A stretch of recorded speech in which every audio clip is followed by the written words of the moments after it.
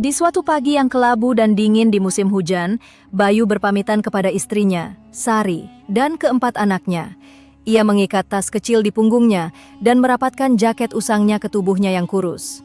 Wajahnya menyiratkan guratan seorang pria yang lelah oleh kehidupan, namun ia tidak kehilangan harapan. Ia berkata kepada istrinya sambil mengusap kepala anak bungsunya, "Aku akan pergi ke kota, wahai Sari. Semoga aku menemukan pekerjaan yang dapat menopang hidup kita. Doakan aku."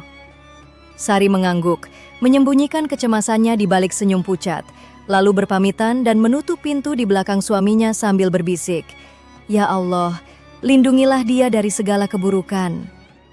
Tidak berlalu beberapa jam, teleponnya berdering. Suara di ujung sana terdengar asing dan berwibawa. Pria itu berkata, "Apakah Anda istri Bayu bin Sutomo?"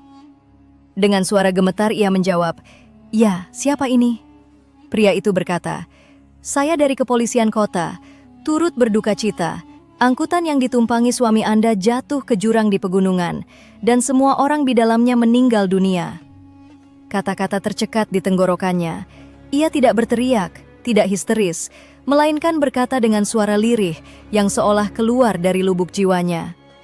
"Innalillahi wa inna ilaihi raji'un. Segala puji bagi Allah dalam setiap keadaan." Hari-hari berlalu dengan berat. Sari tinggal di rumah keluarga suaminya, sebuah rumah tua di kampung yang dihuni beberapa keluarga. Seiring berjalannya waktu, keluarga suaminya mulai lepas tangan dari tanggung jawab merawat anak-anak, hingga datang hari di mana kakak iparnya berdiri di hadapannya dan berkata dengan dingin, "Kami tidak bertanggung jawab atas dirimu atau anak-anakmu. Lebih baik kau mencari tempat lain." Sari membawa keempat anaknya dan keluar dari rumah itu sambil menangis dalam diam. Ia pergi ke rumah ayahnya, di mana keluarganya menyambutnya dengan hangat pada awalnya. Namun, seiring berjalannya bulan, ia mulai merasa menjadi beban berat. Saudara-saudaranya semua sudah menikah, dan ia sering mendengar bisikan mereka di malam hari tentang biaya anak-anak dan sempitnya keadaan. Di suatu malam yang gelap, Sari duduk di dekat jendela kamar, menatap wajah anak-anaknya yang sedang tidur. Saat fajar, ia mengumpulkan sedikit barang-barangnya, membangunkan anak-anaknya dan berkata, "Ayo, kita cari tempat untuk kita sendiri." Ia berjalan bersama mereka, menyusuri jalanan kampung, hingga sampai di pagar sebuah bangunan sekolah dasar tua yang terbengkalai, dikelilingi pepohonan rimbun dan semak belukar. Ia memutuskan untuk membangun gubuk kecil dari ranting-ranting dan bambu. Ia mengumpulkan apa yang bisa ia temukan dari dahan pohon, menutupi sisi-sisinya, dan menjadikan tembok sekolah sebagai sandaran gubuk. Kemudian ia duduk memandangi anak-anaknya yang mulai menunjukkan tanda-tanda kelaparan. Ia mengangkat tangannya ke langit dan berkata, "Ya Tuhan, penduduk bumi telah meninggalkanku, maka siapa lagi bagiku selain Engkau? Aku serahkan urusanku dan urusan anak-anakku kepadamu. Maka tolonglah kami, wahai yang Maha Pengasih lagi Maha Penyayang."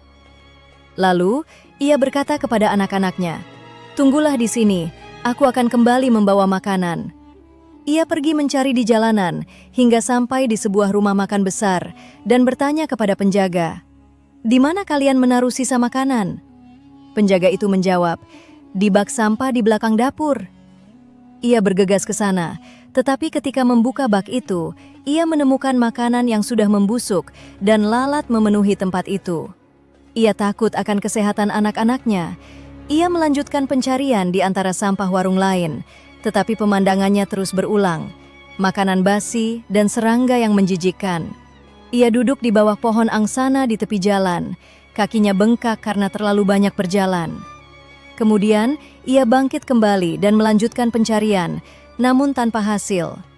Ia memutuskan untuk kembali kepada anak-anaknya sambil menangis dan berkata, "Ya Tuhan, aku memohon kepadamu, maka kabulkanlah. Engkaulah penolongku dan sebaik-baik pelindung." Ketika sampai di gubuk, ia menemukan anak-anaknya duduk mengelilingi hidangan nasi kotak yang berlimpah, dan seorang pria asing berdiri di samping mereka, mengenakan kemeja batik rapi dan wajahnya memancarkan kewibawaan. Sari bertanya, "Siapa Bapak?" Pria itu menjawab, "Saya Pak Dharma, pemilik perkebunan di belakang sekolah ini. Saya sedang tidur di rumah, membaca Al-Quran dari ponsel saya. Lalu saya bermimpi kebun ini terbakar. Saya terbangun dengan kaget dan pergi memeriksanya. Ternyata baik-baik saja. Kemudian, saya melihat gubuk ini. Saya mendekat dan menemukan anak-anakmu sendirian. Saya bertanya tentangmu, dan mereka memberitahu bahwa kau pergi mencari makanan. Saya menunggu, lalu saya membelikan mereka makanan. Sari berkata sambil menangis, Allah telah mengusirku dari depan keranjang sampah. Aku mencari makanan sisa, dan aku tidak tahu bahwa Allah akan mengirimkan seseorang yang memberi mereka makanan bersih. Alhamdulillah. Tempat itu hening sejenak, seolah pepohonan pun rindu mendengarkan, dan angin berhenti karena menghormati pemandangan itu. Pemandangan itu bukan buatan manusia, melainkan takdir Tuhan manusia. Sari menyeka air matanya dan duduk di dekat anak-anaknya, diliputi oleh keagungan situasi itu. Bukan karena ia menemukan makanan, tetapi karena Allah mendengar panggilannya, meskipun lidah tidak mengucapkannya. Pak Dharma tetap berdiri, seolah mencari sesuatu yang lebih dalam dari sekedar ucapan terima kasih di mata Sari. Situasi itu bukan sekedar kebetulan lewat, melainkan awal dari sebuah kisah yang keduanya tidak tahu bagaimana akan berjalan. Sari berkata dengan suara lirih, "Saya tidak bisa berkata-kata, bukan karena Bapak memberi makan anak-anak saya, tetapi karena Bapak adalah jawaban dari doa yang saya panjatkan dengan tangisan lebih banyak daripada dengan kata-kata." Pak Dharma tersenyum dan berkata, "Terkadang, wahai Bu Sari, kita tidak dijawab dengan kata-kata, kita dijawab dengan orang-orang." Pria itu berwibawa dalam kehadirannya, tenang dalam bicaranya, sederhana dalam pakaiannya meski terlihat elegan. Ia duduk di atas batu kali dekat gubuk itu lalu berkata, "Tempat ini sudah terbengkalai bertahun-tahun. Sekolah ini tidak dikunjungi siapapun, dan saya tidak pernah berpikir bahwa di balik tembok ini ada jiwa yang menunggu pertolongan." Sari berkata sambil memeluk anak bungsunya ke dada, "Saya tidak memilih tempat ini yang memilih saya. Mungkin karena Allah ingin menghubungkan saya dengan sesuatu yang belum saya ketahui." Pak Dharma menundukkan kepalanya sejenak. Kata-kata itu membangkitkan sesuatu yang tua dari keimanan di hatinya.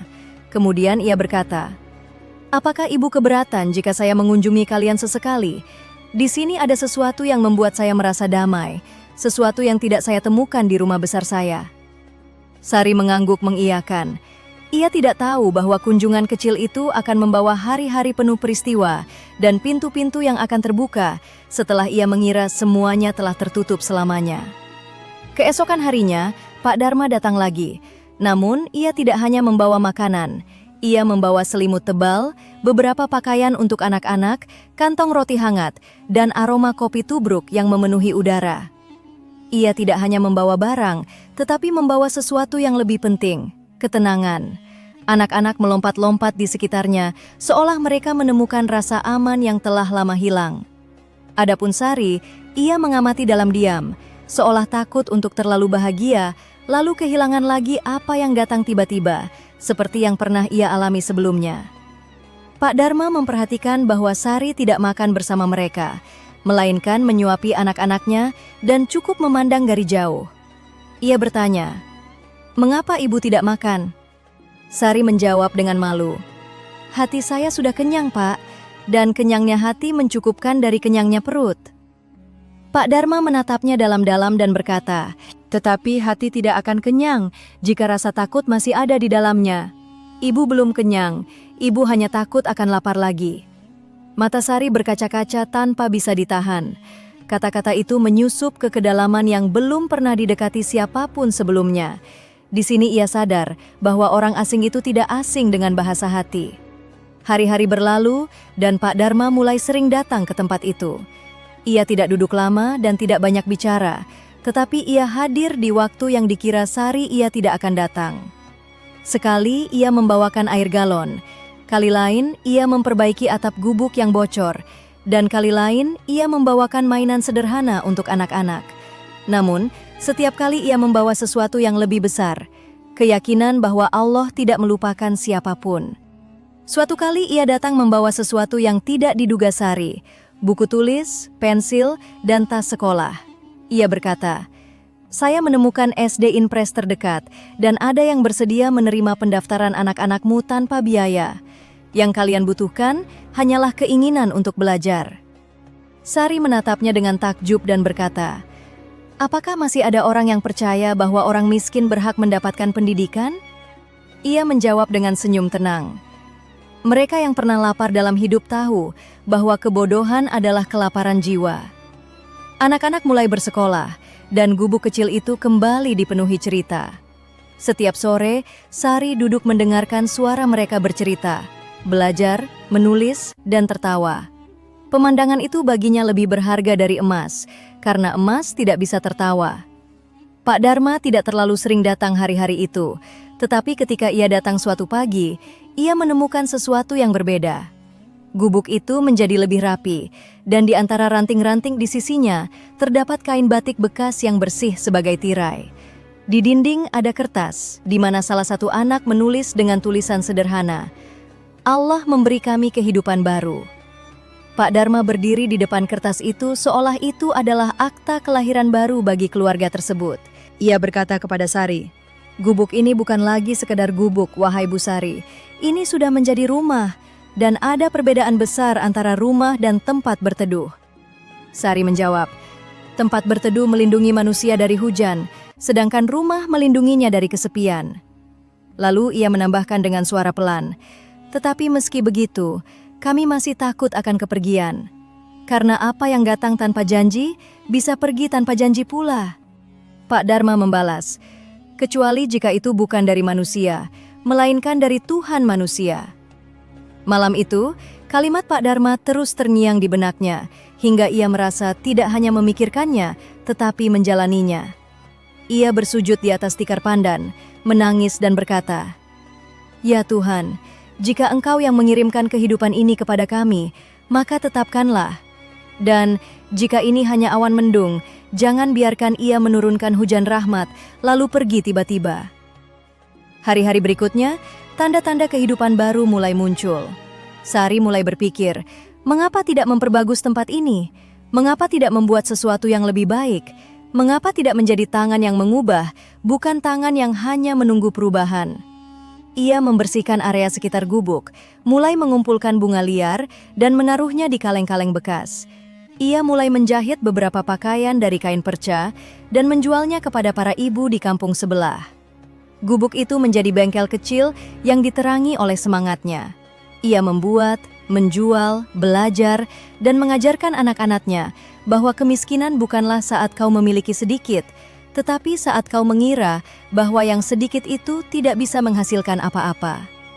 Suatu hari, Pak Dharma datang, tetapi kali ini ia tidak sendiri. Ia datang bersama seorang pria berpakaian dinas Pemda yang membawa banyak berkas. Pria itu berdiri di hadapan Sari dan berkata, "Bu Sari, kami hanya ingin meminta izin, karena kami akan membangun sekolah baru di sini, dan kepala dinas ingin bertemu dengan keluarga yang telah menghidupkan tempat ini setelah mati." Sari tidak percaya apa yang didengarnya. Apakah mungkin tempat yang ditinggalkan bisa hidup kembali?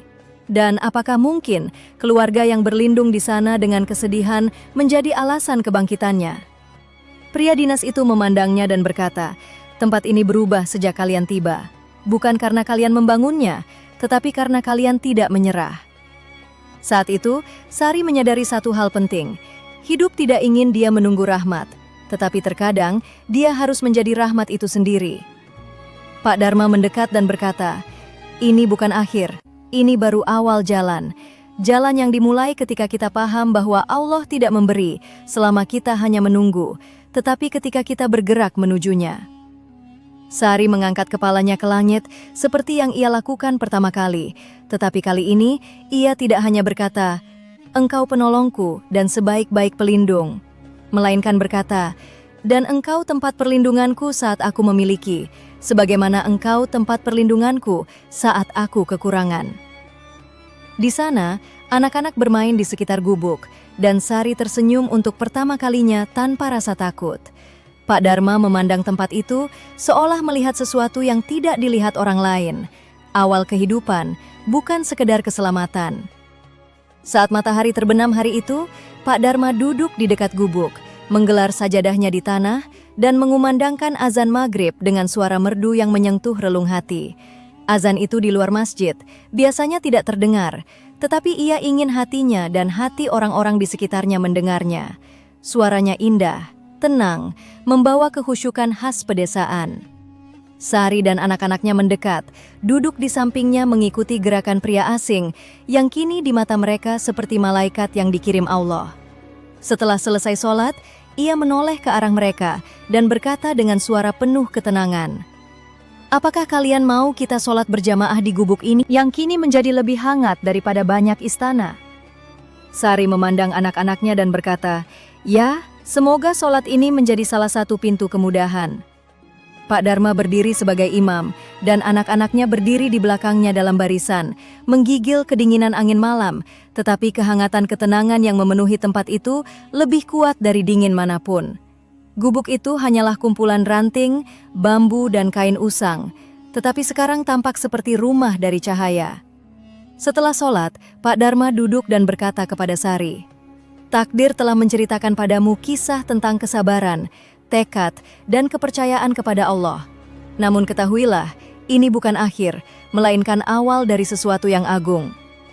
Sari berkata dengan sisa air mata di matanya, "Terkadang saya takut apa yang menanti saya lebih sulit daripada yang saya tinggalkan." Pak Dharma berkata, "Jika Allah bersamamu, jangan takut pada hari esok. Hari esoklah yang takut padamu, jika hatimu bergantung kepada Allah." Malam itu, anak-anak tidur dengan damai di atas kasur lipat yang dibelikan Pak Dharma.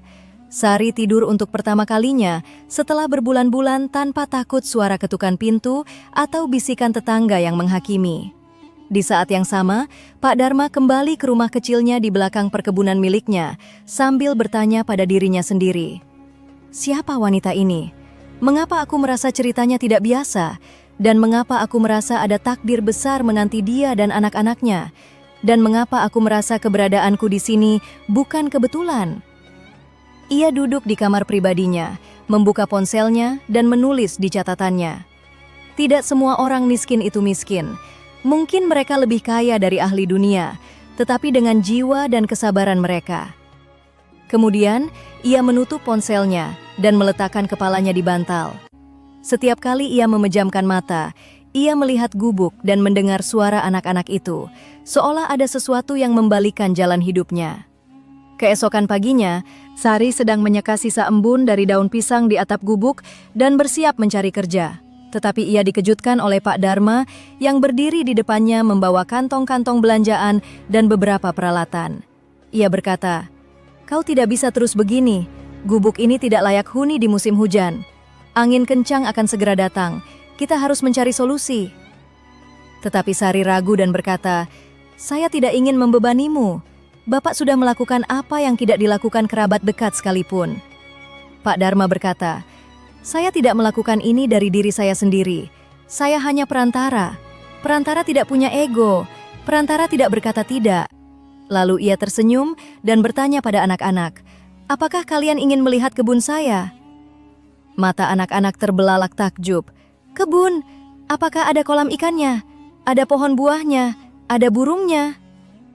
Pak Dharma tertawa dan berkata, "Di sana ada semua yang membahagiakan hati kalian, dan banyak kejutan." Hari itu, ia membawa mereka ke perkebunannya. Kebun itu sangat luas, membentang hingga ujung lembah, dengan pohon kelapa yang menjulang, pohon mangga yang rimbun, dan kandang kambing serta kolam ikan yang indah. Ketika anak-anak masuk, wajah mereka memancarkan kegembiraan, seolah keluar dari dunia abu ke dunia kehidupan. Si kecil Rizky berlari menuju seekor kambing putih sambil berkata, "Sepertinya aku pernah melihatnya dalam mimpi." Sari memandang Pak Dharma dengan heran, seolah pria itu mengenal mereka bahkan dalam mimpi mereka. Pak Dharma berkata padanya, "Mungkin kita tidak baru bertemu hari ini saja. Mungkin pertemuan ini sudah tertulis sejak lama." Kemudian ia berkata, "Kau akan bekerja di sini, di perkebunan. Saya mengurus tanaman dan ternak, dan kau mengurus rumah kecil penjaga yang ada di sana. Kau butuh pekerjaan, inilah pekerjaannya. Kau bukan pengemis, kau adalah seorang ibu, seorang guru, dan hati yang lapang bagi dunia. Kau mampu menjadi sesuatu yang hebat jika kau meyakini itu." Sari ragu dan berkata, "Tapi saya tidak punya pengalaman bertani." Pak Dharma berkata, tidak ada yang lahir sebagai ahli. Hidup adalah sekolahnya, rasa sakit adalah gurunya, dan ketajaman hati adalah ijazahnya. Lalu ia tersenyum dan memberinya kunci rumah kecil yang terhubung dengan kebun itu. Ini rumah barumu, tapi bukan sedekah, melainkan imbalan kerjamu. Kau merawat tempat ini dan mengajar anak-anak di sini, karena saya sedang mencari guru ngaji yang berhati lembut untuk anak-anak pekerja kebun sekitar. Anak-anak buruh di sini butuh seseorang yang mengerti mereka, dan saya melihat kau adalah orang terbaik untuk tugas ini. Sari menatapnya dengan takjub, seolah takdir mengangkatnya dari puing-puing untuk menempatkannya di tempat yang tak pernah ia bayangkan. Sari dan anak-anaknya tinggal di rumah kecil itu. Kamarnya sederhana, tapi hangat. Dindingnya setengah tembok, setengah anyaman bambu. Lantainya semen halus, jendelanya menghadap ke empang. Di malam hari, cahaya bulan masuk seolah siskamling yang menjaga mereka. Untuk pertama kalinya, mereka tidur tanpa takut, tanpa bermimpi tentang kelaparan, hujan, atau ketiadaan. Di tempat itu, babak baru dimulai. Sari bukan lagi sekedar wanita yang melawan kehidupan, tetapi menjadi wanita yang mengajarkan anak-anaknya bahwa hidup layak dijalani meski menyakitkan. Seiring berjalannya waktu, hubungannya dengan para pekerja di kebun mulai terjalin. Ia menghormati semua orang dan mereka memperlakukannya seperti saudara perempuan. Ia mengajar anak-anak membaca, menulis, dan mengaji. Ia selalu berkata kepada mereka, "Jika bumi terasa sempit, maka langit itu luas. Jika pintu-pintu tertutup, pintu Allah tidak pernah tertutup. Dan jika manusia mengecewakanmu, sesungguhnya Allah tidak akan mengecewakanmu." Kata-katanya masuk ke hati mereka seperti cahaya, hingga semua orang mulai merasa bahwa di rumah ini ada sesuatu yang tidak biasa, sesuatu yang mirip berkah, sesuatu yang mirip rahmat. Suatu hari, Pak Dharma menemui Sari dan berkata, "Tahukah kau, pertama kali saya datang ke tempat ini, saya merasa tidak ada kehidupan di sini. Saya hanya melihat tanah, tanaman, dan pohon. Tapi sejak kalian datang, segalanya berubah. Tempat ini menjadi hidup, penuh ketenangan." Ia mengatakannya, lalu diam sejenak dan menambahkan, "Sungguh ajaib urusan hati ini. Mungkin ia hidup bertahun-tahun mencari perannya di dunia ini, lalu tiba-tiba menemukannya di tempat yang tidak ia duga." Ia mengatakan itu, lalu pergi dengan tenang. Sari memandangnya dan bertanya pada dirinya sendiri, apakah pria ini datang untuk mengubah takdirku, atau aku yang datang untuk mengubah takdirnya? Namun ia menyadari satu hal, bahwa ketika Allah mengatur takdir, Dia melakukannya dengan hikmah. Meski kita belum memahaminya sekarang, kita akan memahaminya saat mencapai akhir. Pada suatu malam yang hujan deras, saat langit menumpahkan airnya, seolah membasuh kesedihan bumi, terjadi sesuatu yang tidak terduga. Terdengar suara mobil berhenti di dekat gerbang kebun. Pak Dharma keluar dengan tergesa di bawah payung untuk menemukan seorang pria rapi turun dari mobil, diikuti oleh orang-orang berwajah asing. Pria itu berdiri dan menyalaminya dengan hangat, lalu berkata dengan suara tegas, "Kami sudah sampai. Kami di sini karenanya, karena wanita itu." Pak Dharma memandang dengan heran. "Siapa yang Anda bicarakan?" Pria itu berkata, "Tentang wanita yang tinggal di rumah dekat empang. Dia yang telah mengubah hidup anak-anak kami tanpa melihat mereka. Kami datang karena ada sesuatu yang harus dia ketahui." Malam itu adalah awal dari rahasia besar. Sari tidak tahu bahwa dia adalah bagian darinya. Mungkin takdir sedang mempersiapkannya untuk sesuatu yang lebih dari sekedar pekerjaan atau tempat tinggal, melainkan untuk sebuah pesan. Malam itu tidak seperti malam-malam lainnya di kebun. Udara membawa aroma tanah basah bercampur dengan misteri. Langit sendiri seolah menunggu suatu kejadian.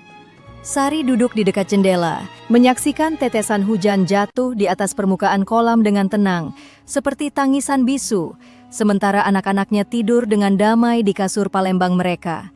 Ia tidak tahu bahwa malam itu akan membuka satu pintu takdir, pintu yang tak pernah terlintas di benaknya. Di depan pintu rumah kecil yang telah menjadi naungan hatinya sebelum tubuhnya, Pak Dharma berdiri di bawah hujan dalam kebingungan, menghadapi pria yang tidak dikenalnya, tetapi ia merasa kedatangannya bukan hal biasa. Pria itu berkata tanpa basa-basi, Kami mencari wanita bernama Sari.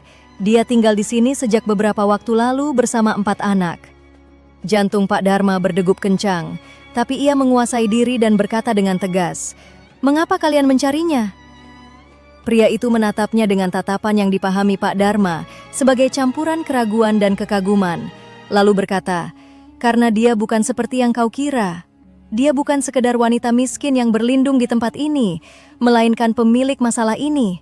Dia belum mengenal dirinya sendiri, dia tidak tahu apa-apa tentang kebenarannya." Pak Dharma semakin heran dan bertanya, "Apa kebenarannya?" Tetapi pria itu tidak menjawab. Ia memandang ke arah kolam dan bertanya dengan suara aneh dan tenang, "Apakah kau melihat bagaimana langit membuat air dari awan, dan bagaimana air membuat kehidupan, dan bagaimana kehidupan membuat makna?"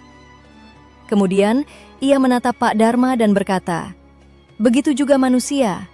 Mereka lahir tanpa makna, hingga datang saat di mana mereka tahu mengapa mereka ada. Dan ketika mereka tahu, mereka tidak akan kembali seperti semula." Kata-katanya aneh, tapi masuk ke hati seolah bukan kata-kata biasa. Pria itu meminta bertemu Sari. Pak Dharma ragu sejenak, lalu masuk ke rumah dan menemukan Sari berdiri di balik pintu, seolah sudah menduga sesuatu. Dia tidak bersembunyi, tidak lari, melainkan berkata dengan suara tenang, "Saya merasa sesuatu akan terjadi sejak berjam-jam lalu. Hati saya menunggu kabar, mungkin baik, mungkin buruk, tapi saya tidak ingin takut lagi." Ia keluar bersama Pak Dharma dan berdiri di depan pria asing itu. Pria itu menatapnya beberapa saat, lalu berkata, "Apakah Anda tahu siapa Anda?" Sari menjawab dengan heran, "Saya wanita yang kehilangan suaminya dan keluar mencari perlindungan." Ia menatap mata pria itu seolah bertanya, apakah itu tidak cukup? Pria itu berkata dengan tenang, "Tidak, wahai Bu Sari, Anda lebih dari itu. Anda bukan wanita yang mencari tempat berteduh. Anda adalah tempat berteduh itu sendiri. Anda tidak datang mencari kehidupan, tapi datang untuk memberi kehidupan. Anda tidak datang mencari kesempatan, tapi datang untuk menjadi kesempatan." Keheningan yang aneh menyelimuti tempat itu, bahkan suara kodok dan jangkrik seolah berhenti sejenak. Kemudian pria itu melanjutkan, "Suami Anda tidak meninggal seperti yang dikabarkan kepada Anda."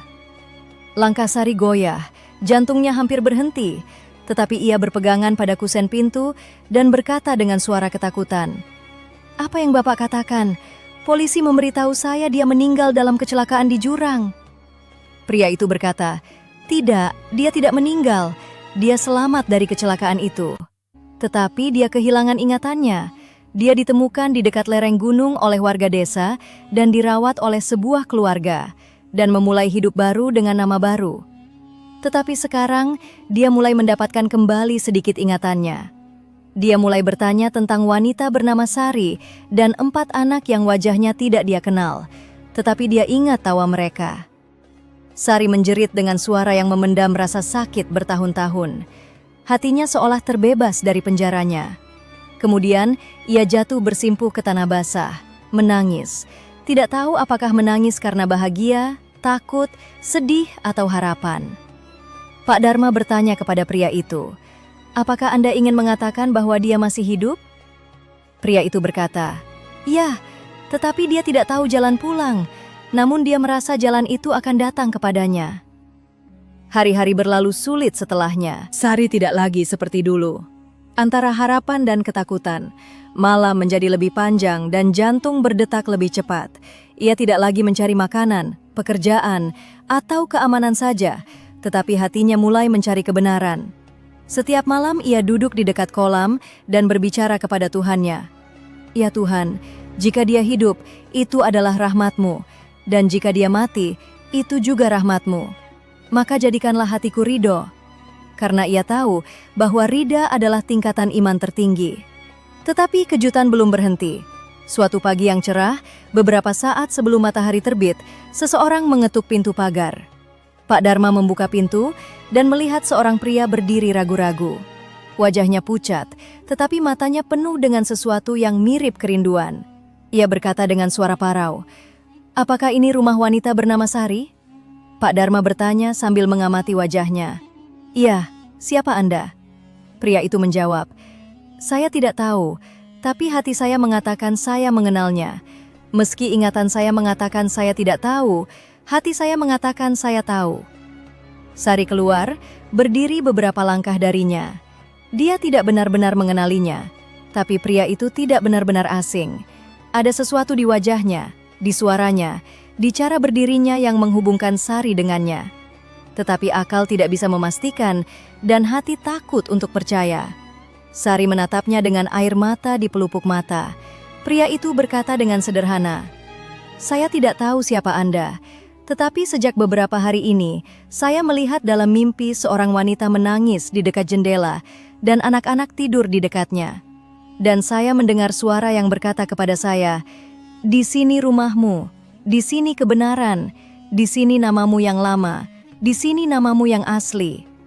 Sari berkata dengan suara yang bercampur aduk perasaan dunia, "Dan siapa nama aslimu?"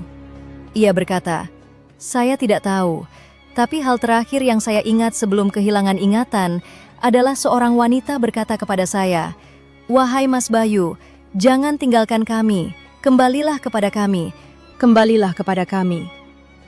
Di sini Sari tidak sanggup lagi menahan diri. Ia jatuh berlutut sambil menangis. Hujan tidak lagi turun dari langit, tetapi dari hatinya. Pria itu tidak mengingat wajahnya sepenuhnya, tetapi ia mengingat panggilan hatinya saat menyebut nama Bayu.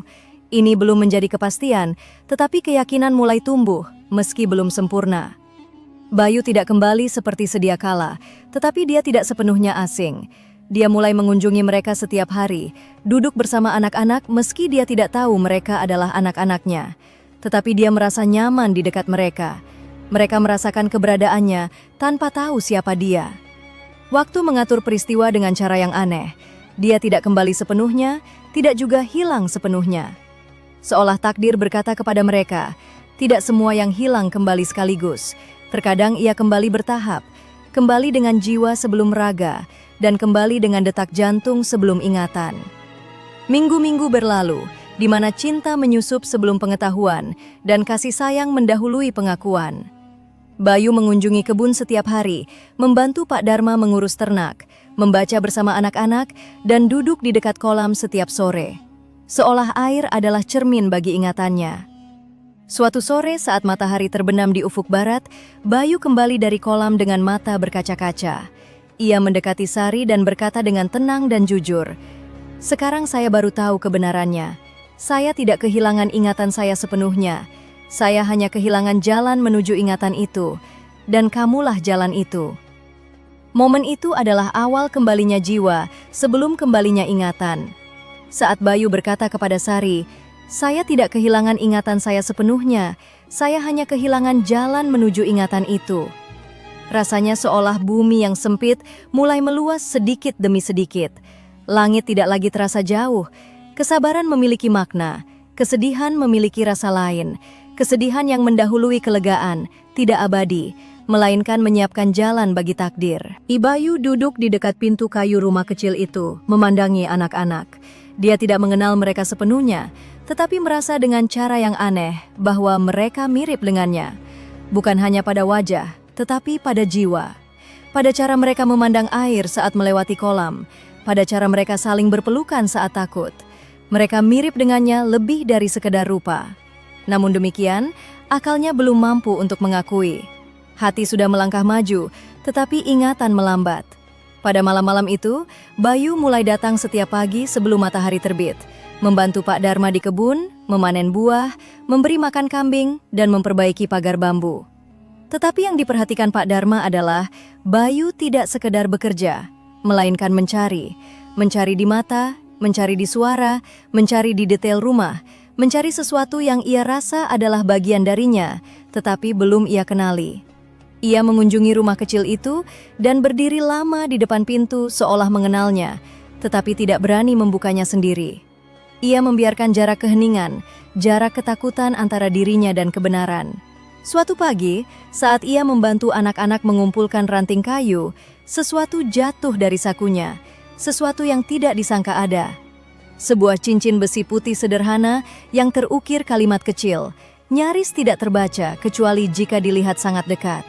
Sari memungutnya dengan napas tertahan. Ia membaca kalimat kecil itu dengan suara lirih. Tertulis di sana, Rabbi, la tadharni fardan, wa anta khairul waritsin. Ya Tuhanku, janganlah Engkau membiarkan aku hidup seorang diri, dan Engkaulah waris yang paling baik. Itu adalah ayat yang diukir Bayu bertahun-tahun lalu saat kelahiran anak pertamanya.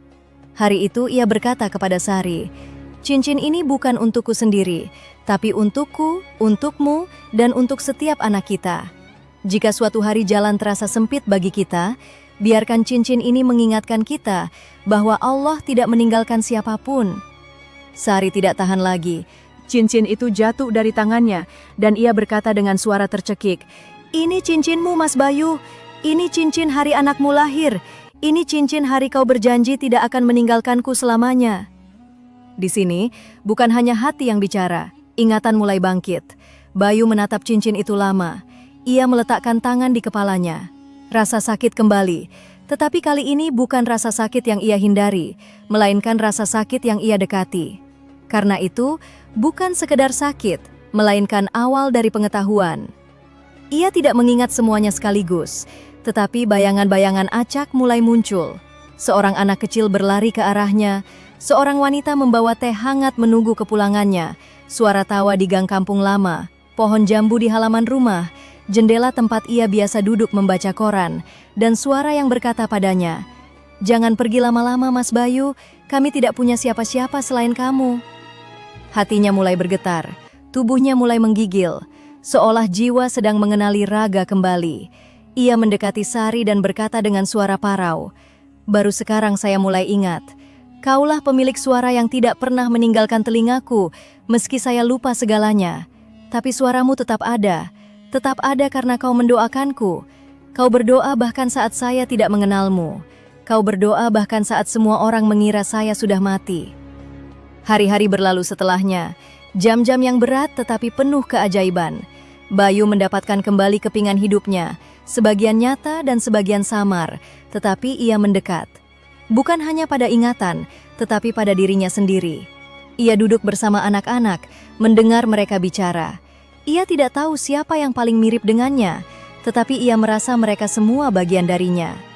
Di suatu sore, ia duduk bersama mereka di balai-balai. Anak bungsu membawa buku catatan lama dan berkata, "Buku ini kami temukan di antara barang-barang ibu. Saya tidak tahu punya siapa, tapi rasanya tidak asing." Bayu membuka buku itu. Ternyata isinya kata-kata yang ia tulis bertahun-tahun lalu saat keluar merantau mencari kerja. Tertulis di sana, "Jika bumi terasa sempit, langit akan meluas. Cukup katakan, 'Ya Tuhan.'" Ia membaca kalimat itu dengan suara gemetar. Air mata tidak hanya berkilau di matanya, tetapi di mata semua orang. Keheningan itu sebesar kehidupan itu sendiri. Saat itu bukan keheningan biasa. Itu adalah keheningan pemahaman, keheningan sampainya tujuan, keheningan hati saat mengetahui bahwa rasa sakit hanyalah jalan menuju rahmat. Setelah malam itu, Bayu menjadi bagian tetap dari rumah itu. Ia tidak lagi asing. Ia mulai mengajak anak-anak ke kebun, mengajari mereka membuat kerajinan dari bambu, mengajari membersihkan kolam, menganam apotek hidup di dekat rumah, dan bagaimana mengubah tempat apapun yang mereka tinggali menjadi tanah air. Anak tertua mulai menulis di kertas, bukan kata-kata, melainkan momen-momen. Ia menulis tentang hari ayah kembali, dan menulis tentang wanita yang tidak kehilangan iman, meski segalanya memperingatkannya akan keputusasaan. Ia menulis bahwa hidup tidak selalu seperti yang kita kira, dan rasa sakit tidak selalu akhir, melainkan terkadang adalah awal.